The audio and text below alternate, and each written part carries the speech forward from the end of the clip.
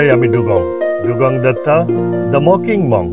এসেছি নিজামের শহর হায়দ্রাবাদ, পৃথিবীর ধনীতম ব্যক্তির শহর Hyderabad, pearl city of India Hyderabad, শাহী বিরিয়ানির শহর হায়দ্রাবাদ, সংহতির শহর হায়দ্রাবাদ, সর্বোপরি চারমিনারের শহর হায়দ্রাবাদ। আমার এই ব্লগে রয়েছে গল্প, ইতিহাস, স্থাপত্য ও রহস্য হায়দ্রাবাদকে ঘিরে। দুটি এপিসোডে দেখাবো সবটা, সঙ্গে থেকো। হায়দ্রাবাদে কি কি আছে যা না দেখলেই নয়? অবশ্যই থাকবে Charminar, Golconda fort, Salar Jung museum, Chowmahalla palace, Hussain Sagar এবং নিজামস মিউজিয়াম। আমি শুরু করছি সালারজং মিউজিয়াম দিয়ে। এটা ডিপেন্ড করবে তোমার ড্রাইভারের ওপর, সে কিভাবে পুরো ট্যুরটাকে চক আউট করবে। সালারজং এর এন্ট্রি ফি 50 রুপিস, ক্যামেরা বা মোবাইল 100 রুপিস, কিন্তু কোনো রকম সেলফি স্টিক বা স্ট্যান্ড নিয়ে ঢুকতে পারবে না ভেতরে। এই বিল্ডিং এ মিউজিয়ামটি ইনগরেশন হয়েছিল 1968-এ by none other than our president doctor Zakir Husain. সামনেই দেখা যাচ্ছে বিল্ডিং ম্যাপ। মোট 17টি হলের মধ্যে 15টি গ্যালারি এবং 2টি অফিস ঘর। সালারজং কারো নাম নয়, আসলে একটি পদের নাম। নবাব মীর ইউসুফ আলী খান 7th নিজাম অফ হায়দ্রাবাদের 3rd মিনিস্টার ছিলেন। অ্যান্টিক এবং ইউনিক জিনিস কালেক্ট করা তার হবি ছিল। সেই হবি ধীরে ধীরে তৈরি করেছে এক বিশাল বিশাল ট্রেজার। একক কালেকশনের ভান্ডার বোধহয় পৃথিবীতে আর কারণে। প্রথমেই ঢুকে পড়লাম ব্রোঞ্জ গ্যালারিতে। ব্রোঞ্জের অ্যান্টিক মডেল ছাড়াও, আর্টিফ্যাক্ট ছাড়াও রয়েছে প্রচুর ফার্নিচার, বিভিন্ন রকমের ফার্নিচার, বিভিন্ন দেশ থেকে কালেক্ট করা ফার্নিচার এই গ্যালারিতে। এবার আমরা ঢুকছি ড্রেস অ্যান্ড কস্টিউমসের গ্যালারিতে। এখানে রয়েছে সোনা এবং রূপোর কাজ করা বিভিন্ন রকমের অ্যান্টিক শাড়ি, শেরওয়ানি, লেহেঙ্গা এবং আরও বিভিন্ন রকমের তৎকালীন কাপড় চোপড়।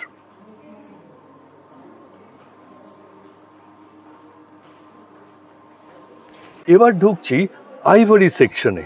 সবার আগে তোমার চোখে পড়বে আইভরি চেয়ার। এটা বানিয়েছিল লুইস দ্য 16 এবং উপহার দিয়েছিল টিপু সুলতানকে 18th সেঞ্চুরিতে। ভারতবর্ষের সব থেকে বড় হাতির দাঁতের কালেকশন পাবে এখানে।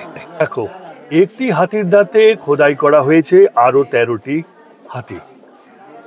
বেশিরভাগ শিল্পী ও কারিগররাই ছিল কিন্তু রাজস্থান থেকে। কোনো ক্ষেত্রে তাদের ছবি কিন্তু দেওয়া রয়েছে এই শোকেসের মধ্যে।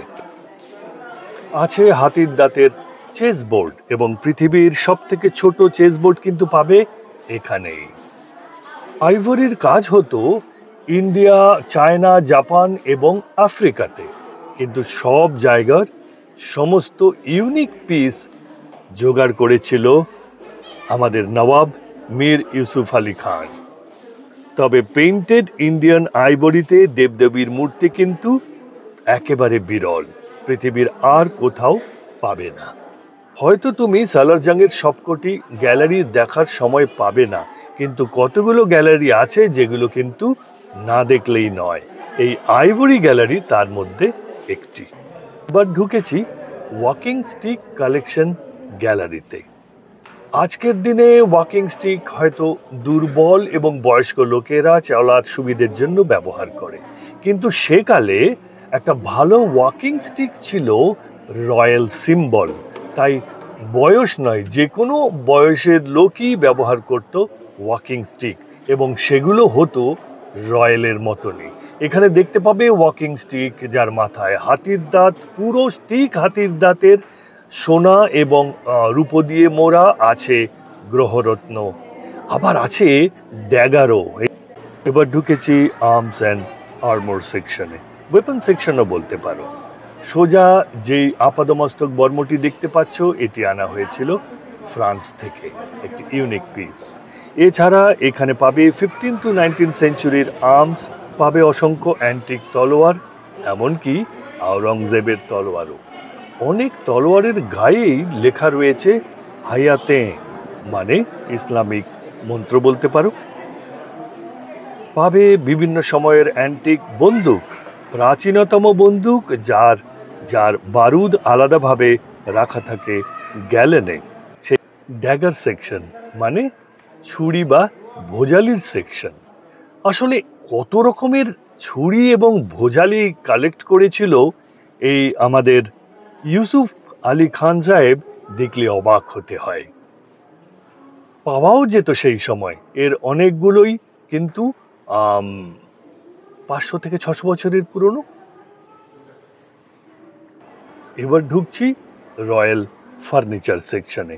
তবে ডান দিকে দেখতে পাবে কয়েকটি পালকি বা বগ্গি, যার সিট কিন্তু হাতির দাঁতের তৈরি, একদম একদম ইউনিক পিস। হ্যাঁ, এগুলো সব পালকি। আর অগণিত চেয়ার, যেগুলো রাখা থাকতো বড় বড় হল ঘরে অতিথিদের বসার জন্য।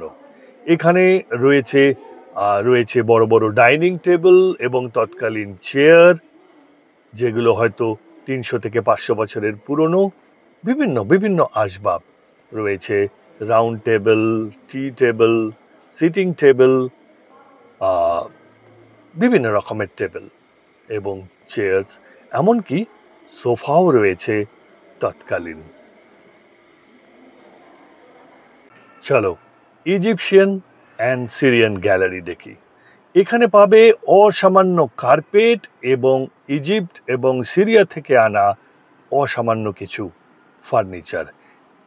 এগুলো সব অত্যন্ত অত্যন্ত বিরল এবং ইউনিক বলেই এই গ্যালারিতে কিন্তু মিস করলে চলবে না।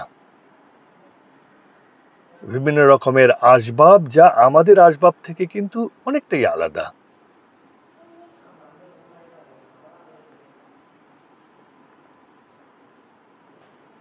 বিশেষ করে কার্পেট এবং এই দেখো একটি বলতে পারো সিংহাসন, ইজিপশিয়ান স্টাইলে বা ইজিপ্ট থেকে আনা।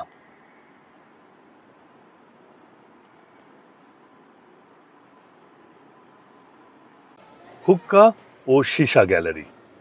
হুকো আমাদের সমাজের এক অত্যন্ত অত্যন্ত গুরুত্বপূর্ণ একটি একটি বস্তু ছিল, এবং রয়্যাল হুকা হতো সিলভার, গোল্ড এবং এবং প্রিসিয়াস স্টোন দিয়ে জড়া। সেই রকমই কিছু খুব ইউনিক পিস দেখতে পাবে এই এই পার্টিকুলার গ্যালারিতে। হুক্কার বেস, হুক্কার পট, হুক্কার কাপ, সব কিছু, হুক্কার প্রতিটি অংশ দেখতে পাবে এখানে আলাদাভাবে, আবার একসাথেও। এই যেমন সামনে রয়েছে একটি কমপ্লিট হুকো।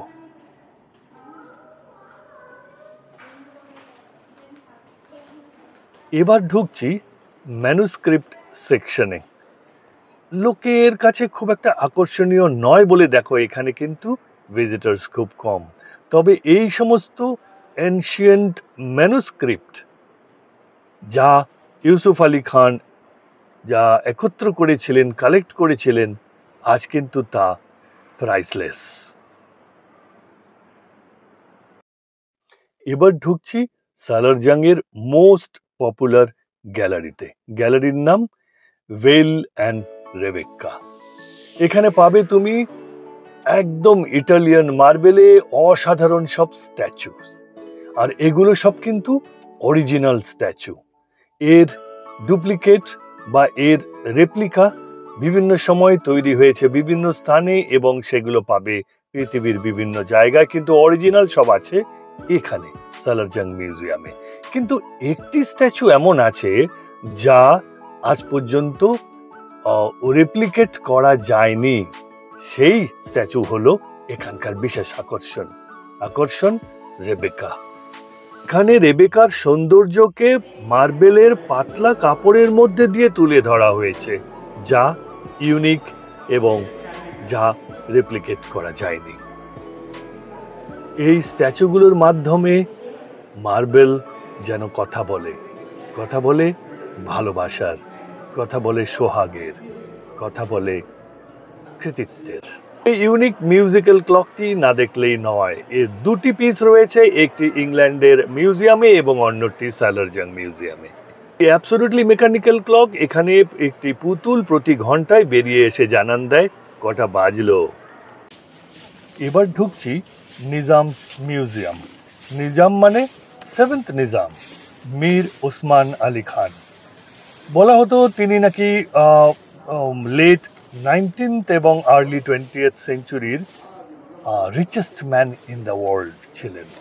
তার 25তম অ্যানিভার্সারি সেলিব্রেট হয়েছিল এই হায়দ্রাবাদে, এবং সেদিন সেখানে উপস্থিত ছিল দেশের রাজা মহারাজা ছাড়াও পৃথিবীর বিভিন্ন প্রান্ত থেকে আসা প্রচুর ধনী ব্যক্তিরা।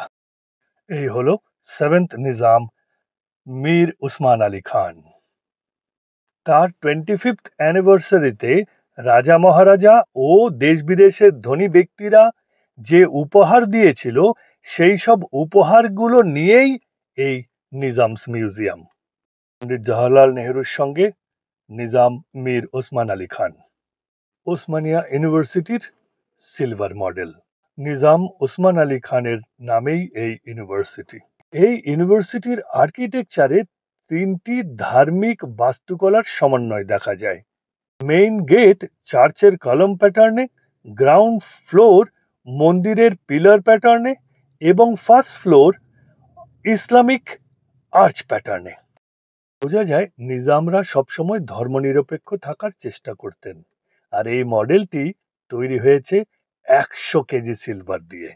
হ্যাঁ, 100 কেজি সিলভারের চারমিনার, সিলভার ও হাতির দাঁতের উপহার এবং বিভিন্ন রকমের আতর। পরের উপহারটি প্রাইসলেস। এটি দুটি কাচের মাঝখানে রাখা ডায়মন্ড গ্রেইনস দিয়ে তৈরি মীর ওসমান আলী খানের একটি পোর্ট্রেট। বিশেষত্ব হলো, তুমি যেদিক থেকেই দেখবে চোখে চোখ রাখবে ছবিটি, আর তার পাও ঘুরে যাবে সেদিকে। উপহারে পাওয়া সোনার বাটি ও চামচ রয়েছে, রূপোর আরো নানাবিধ উপহার। বোলপুরের রাজা দিয়েছিলেন একটি অসাধারণ সোনার চাবি ও লাইটার, সোনা ওর উপর কাজ করা তলোয়ার, সোনার কাপ প্লেট, দেশের প্রথম মোজামজাই মার্কেটের সিলভার মডেল 15 কেজিতে, হায়দ্রাবাদ পাবলিক গার্ডেনের জুবিলি হলের গোল্ডেন মডেল 10 কেজি সোনায়, আবার চারমিনার সোনা ও রূপোয় মোড়া। মোস্ট হাইপড গিফট, সোনা ও হিরে জহরাত দিয়ে জড়া একটি টিফিন বক্স। 3rd সেপ্টেম্বর 2018 এটি চুরি হয়ে যায়, কিন্তু তেলেঙ্গানা পুলিশ 15 দিনের মধ্যে এটি পুনরুদ্ধার করে। আজ এটির মূল্য আনুমানিক 100 কোটি টাকা। এই সেই অসামান্য সোনার সিংহাসন যেটিতে নিজাম মীর ওসমান আলী খান সেই তার 25th সিলভার জুবলি অনুষ্ঠানে বসেছিলেন। শেষ হলটিতে রয়েছে ওয়ার্ড্রোব। দুপাশে দেয়াল জুড়ে একটানা ওয়ার্ড্রোব। এখানে নিজাম ও তার পরিবারের অগণিত জামা কাপড় রয়েছে এই ওয়ার্ড্রোবগুলোতে। ওপরের অংশটিতে রয়েছে জুতোর সম্ভার। সত্যি, নিজাম নাকি কোনো জামা কাপড়ই একবারের বেশি দুবার পরতেন না।